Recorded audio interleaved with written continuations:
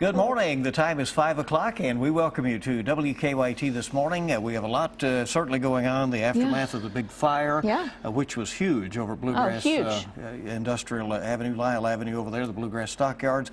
We'll have details about that. Certainly there's been a fatal accident in Lexington this morning as well. Yeah, well, that smoke could be seen really for just miles. Even, Michael, we heard some people in Frankfort could see that smoke all the way over there. Yeah, it was incredible. And then we saw Officer Don send in that video to us, and we put that out on Twitter and Facebook. It's just remarkable video, just unbelievable. Complete devastation over there, especially the aftermath pictures that you see there on social media and Facebook. You can check those out, WKYT on Facebook and Twitter. So here's a look across the region. Defender Radar Network holding on to these showers. Now, these showers are very widespread this morning. And what you're going to get is you can see most of this just green. And what does that typically indicate? Some light rain around. However, look back towards Simpsonville, look towards Shelbyville. You see the yellow showing up down toward Bowling Green as well. Those are embedded pieces of moderate rain. So you'll get the light rain for the most part, but then moderate showers will come flying on through once we continue to watch this throughout the morning hours. Back behind that, there's really nothing, so get into the afternoon, off into the evening, it really does fade away for us. So the first half of the day is pretty wet. You got to know that as you're traveling this morning. People tend to slow down, and you might have to add a few extra minutes to that early morning commute. Temperatures now in the 30s and 40s northbound. Then we get into the afternoon, 52 degrees. And that afternoon really actually looks pretty good because that rain kind of fades away. Go off into the night and into tomorrow morning. Yeah, it looks pretty good, but off through the day, boy, do we have a beautiful daylight hour for tomorrow. Evening and night, not so much. Here comes that strong to severe weather threat. We're going to talk all about that in just a few minutes. All right, a little variety in the forecast, and we'll see you shortly, Micah. Thank you. In the news, firefighters are putting in a lot of man hours trying to clean up and clear out the hot spots at the Bluegrass Stockyards. The Stockyards fire started around 2 Saturday afternoon on Lyle Industrial Avenue. Firefighters tell us the fire destroyed 10 acres of property. Mark Barber is continuing our coverage live from the scene this morning. Good morning, Rebecca. The massive fire that destroyed the Bluegrass Stockyards started more than 36 hours ago, but this morning it is still creating a number of problems, including hot spots and poor air quality. Now, something that is working in the favor of firefighters this morning, this steady rain. Now, the fire that really destroyed 7 acres of the stockyards here and spread to another 3 acres, including about 10 in all, well, that area is still smoking this morning here at Lyle Industrial Avenue and South Forbes Road. Now, the huge fire started around 2 o'clock Saturday afternoon, and within several hours, it had destroyed the Bluegrass Stockyards as well as several nearby businesses. This morning, investigators are trying to figure out what started the fire. We're told that there were several cattle and workers inside when those flames sparked. We're told all workers are accounted for this morning, but it's still unclear where and how this fire started. So they're interviewing witnesses, trying to figure out what sparked the massive blaze that firefighters said the smoke from it could be seen as far away as Louisville. Yes, you heard that right, Louisville.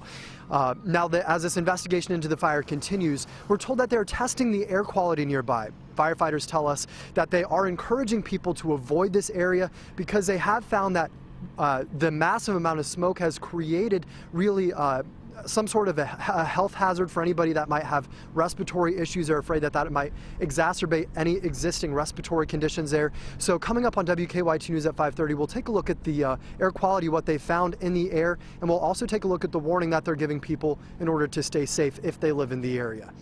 That's the latest here from Lyle Industrial Avenue. I'm Mark Barber, WKYT. Mark, thank you. The Bluegrass Stockyards has been a part of the Lexington community for 70 years. And over the years, many have made a lot of memories at the historic building. For the first time in a decade, Brittany Newby visited the Bluegrass Stockyards after the fire. She told us the yards were her version of Disneyland. Even though the grounds are gone, her fond memories could not be touched by that devastating fire. And even though that the building's gone and memories will stop being made here, you know, the ones that were already made will definitely be cherished. The owners are still working out how they plan to rebuild the stockyards, which they say they will do, but many say part of Lexington's history was lost on Saturday. Certainly was a sad situation. Yeah, very much. Well, we are tracking a developing story out of Lexington this morning. One person's died in a crash on Appian Way. And Appian Way is now open this morning. That has happened just in the last few minutes. We are still working to get some more details about the crash. Let's go to WKYT's Mike Byer joining us live with what we know right now. Mike? That's right, guys. Investigators and Lexington police just wrapped up here in the 3700 block of Appian Way. This is where an adult man lost his life this morning in a single car crash. We've learned from Lexington police that the accident happened shortly after 2:30 this morning. Investigators tell us that's when the man was traveling on Appian Way from Tates Creek Road when he lost control of his car, striking a tree.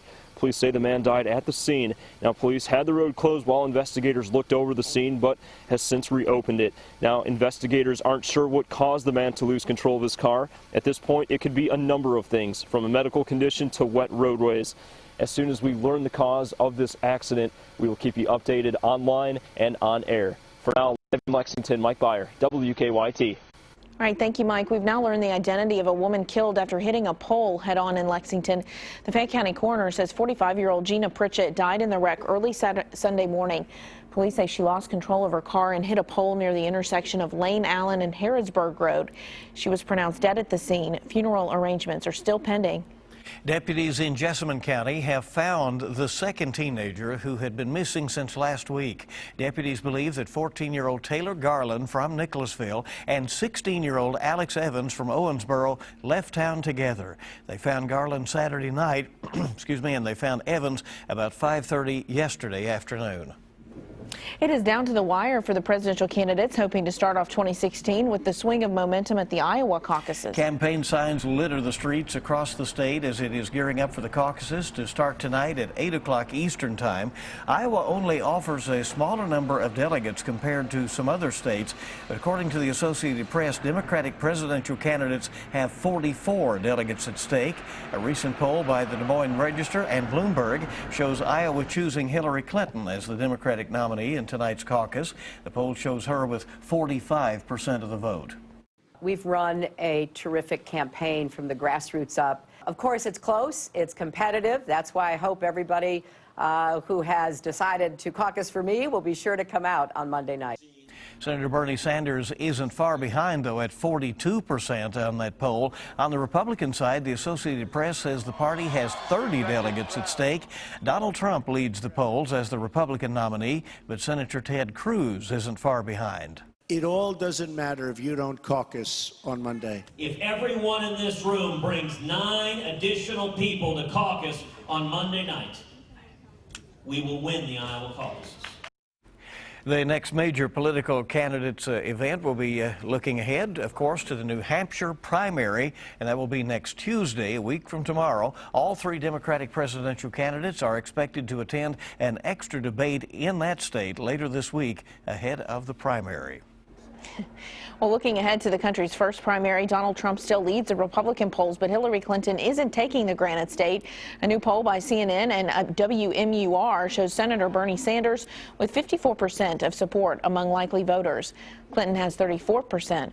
For the GOP, Trump leads with 30%. Ted Cruz is second again with 12%. I love what Ted Cruz said. Round of your closest 9 friends and take them to the polls. I mean, a caucus is just, you know, it's a different way of doing it. Of course, Kentucky will have a caucus, for the Republicans at least, will have a caucus coming up March 5th. So people here will learn a lot about it in the next few weeks. We'll see. We'll take a look at how the stock markets are doing. What new airplane already has 3,000 orders and a job that requires you to play with Legos all day? That's ahead on WKYT this morning. Also coming up in Baton Rouge, carnival season has gone to the dogs. Find out what this year's parade theme was when we come right back. We have a line of showers and thunderstorms headed our direction as we approach tomorrow evening and off into the night. Some of these could be strong to severe. We're going to talk all about that coming up next. Now, your zone-by-zone forecast with meteorologist Micah Harris. Looking at radar network, and we're looking outside with these showers out and about now. No thunderstorms with this one. It's going to be tomorrow off into the evening and night. that we actually see these thunderstorms making their way through. Most of this is just some light rain, but you're seeing little yellow pieces here and there. Let's zoom on in and I'll show you what I'm talking about. Up toward Owen County and then go back towards, say, Henry County. Frankfort heads up. Here comes some showers rolling through your region. You're getting it now, but a little bit heavier rain headed your direction. Williamstown and also Corinth, rather, we're going to be seeing that roll on through. That's some moderate rain. That's when you can feel some pretty good downpours out of that, and that's not fun to walk out into. I actually walked out into it this morning. But I want to show you this. Lexington, when I walked in, was 53 degrees. Now at 50, that goes for Frankfort. Here comes that front. It's moving through. We'll start to see those temperatures take a dive everywhere else once this front gets a little bit closer to you guys. So walking out in the south and the southeast actually feels really nice, especially since most of us down there aren't really seeing the rain just yet. But once we approach the afternoon, we'll drop those temperatures. Not much, lower to mid-50s is expected today. It's actually a pretty good afternoon in store. That 4 p.m. look with that icon there, that shows that rain's down in the southeastern zones. I mean, you're talking about into the mountainous regions. So afternoon actually looks and feels pretty good. It's just the first half of the day we got to get through. Kicking off your work week, pretty soggy note. Off into the evening and night, all the rain disappears, right? Then we stay dry through the next 12 hours or so. I mean, daylight hours actually look pretty good. So those showers today, they fade as we head off into the afternoon. Highs well above average today and tomorrow. I think tomorrow, those gusty winds, you're talking about winds anywhere from 20 to even 40 miles per hour during the day. That's without any thunderstorms, okay? Then you get off into the evening and night. I would say anywhere from 6 p.m., 7 p.m. is when they start to move on in the west. And those strong to severe storms will be knocking on our doorstep. The main threat out of this is going to be damaging winds. Let's talk about the timing on this. For the severe threat, okay? Not just showers or thunderstorms, but the severe threat. Western zones go off toward I-65. So you have Frankfort, you get into Lawrenceburg, Shelbyville, Simpsonville, Bardstown, all the way 68. You're looking into places like Marion County, Taylor County, Adair County, 6 p.m. to 9 p.m. Then you go into the bluegrass and work your way up towards, say, Maysville, up 68, all the way 127 and 27. That's 9 p.m. to 11 p.m. That does include Richmond as well. Then we get off into the night, 11 p.m. to 2 a.m. You can see it's going to be late in the day. That's when you start to see those strong severe storms push on through. So that is tomorrow, not tonight. Let's talk about your 7-day forecast. A few showers today at 52 degrees. Tomorrow, look at those temperatures. We're anywhere from 65 degrees to 70 degrees through the day. Those gusty winds, no doubt about it. That'll be a big talker during the daylight hours. How nice it is, how gusty those winds are. It's going to be pretty much like what we felt yesterday. Yesterday was amazing. Perfect day. Then we hit Tuesday night into Wednesday morning. Wednesday morning, it really does fade. Wednesday afternoon actually looks and feels pretty decent. And then you can see we drop those temperatures back down to the 30s and 40s, but pretty dry all the way through the weekend. So the main focus is not so much the showers today, it's the severe weather threat. Tuesday night into Wednesday morning. Something really to watch out for because you just don't get temperatures in the upper 60s to around 70 degrees around here during early February. Yeah. So double-edged sword, I guess. Yeah, absolutely. But that warm wind last night, it was incredible. Didn't it feel good? Then all of a sudden the Really? rain, and now a lot of changes. A lot, up and down. 1st of February. All right, Micah, thank you. In Baton Rouge, Carnival season has gone to the dogs. One motley crew marched through downtown yesterday afternoon. This year's theme, Paw Wars. Check out the canine versions of all your favorite characters from Chewie to Yoda. It's always an event sure to please every member of the family. They're in Baton Rouge, Louisiana. Having a lot of fun. Of course, run They're up to cute, aren't they? Mardi Gras coming up soon there in the South. All right, 5:16 on WKYT this morning. We've got to look at your money. Stick with us. Good morning. Welcome back into WKYT this morning. 5:19, the first day of February. We're still trying to get used to that this morning. Yes, it doesn't feel like it. It's pretty warm out there for February. And a little rain here and there this morning as well. Well, the Boeing 737 MAX took to the air Friday in its inaugural flight. And you may be able to get a job playing with Legos all day long. Does that sound like your cup of tea, Bill? Not mine, but some might like it. Anna Daniels has the latest on your money. Stocks soared on Friday after the Bank of Japan unexpectedly cut interest rates, and Microsoft led a strong rally in technology shares. The Dow jumped 396 points. The Nasdaq climbed 107. A new survey from CoreLogic finds San Francisco's home foreclosure rate of 0.15% is the lowest in the country. Atlantic City, New Jersey has the worst foreclosure rate with 7.5%. Nationwide, the number of homeowners facing foreclosure is declining.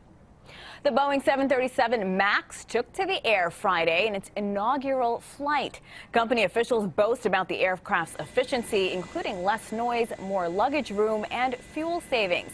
The 737 MAX is the fourth generation of the 737 series. Nearly 3,000 orders worldwide have been placed for this plane. You may be able to get a job playing with Legos all day long. The company wants to hire 20 master builders in its Florida factory to, quote, make sturdy, accurate, complicated, safe, and installable Lego models. The hiring process will include participating in a Lego build-off. And that's your CBS Money Watch report. For more, log on to cbsmoneywatch.com. In New York, I'm Hannah Daniels. All right, 5:21 on WKYT on your Monday morning. Hope you stay with us. We have a lot more news coming up. And sports is up next. Coach Cal was proud of the way that his team fought at Kansas, but said they still didn't make enough winning plays. That's next in sports.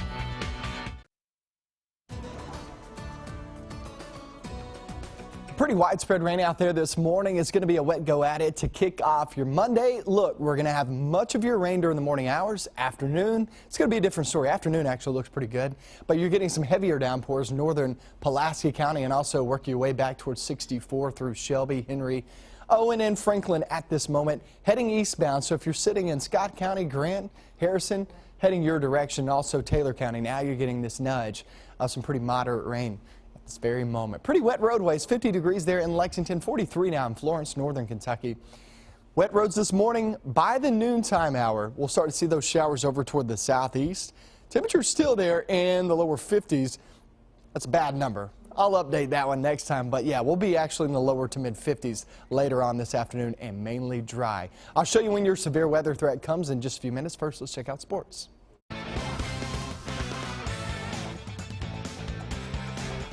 Following Saturday's loss at Kansas, John Calipari said that if you watched the game, you'd probably say it was a heck of a game.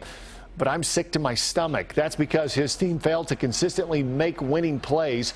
He said that his guys still played about 5 minutes of losing basketball. The Cats also missed all 4 of their free throws in overtime. Despite the loss, Cal was proud of the way that his team fought. Those kids gave everything they could. They fought like heck. They came in this building expecting to win. Basically we changed how we played. We opened up the court and just said we're going to try to beat them on the dribble. And we had a short turn and they did it. But we still, when the game is in the guts of the game, we're just learning now what it means to win and the plays you must make and the plays, just as importantly, you don't make. Not at winning time. The Kentucky women's team has had its share of ups and downs this season. A win over Tennessee, sandwiched between losses against Ole Miss and Vandy. Yesterday, 12th-ranked Hoops team at Florida beginning a stretch of 4 games in 5 days on the road. Four road games out of 5, rather, on the road. Kentucky would trail by as many as 10 in the first half, but Alyssa Rice with the bucket there to give Kentucky the lead. In the fourth, though, Florida takes its largest lead. Elena Kristinaki lays it in. Gators up 71-59. Under 3 minutes to go. Wildcats still playing from behind. Michaela Epps with the steal and the score cuts the Florida lead to just 5. Epps was at the free throw line with 44 seconds to play. She made the first, misses the second, but Evelyn Akator puts back the rebound, 79-77. 20 seconds to go. Florida up by 4. Epps drives. She had 27, back to a 2-point game. Following a Gators free throw, Cats inbounding down 82-79, but the pass is stolen by Kristinaki. She's going the other way for the hoop and the harm. That would do it. 85-79 the final, a second straight loss for UK on a season high 30 turnovers. Not a good day for the Wildcats. They'll both have to get back to the practice gym and get ready for the next games. That'll do it for your morning sports. Have a great day.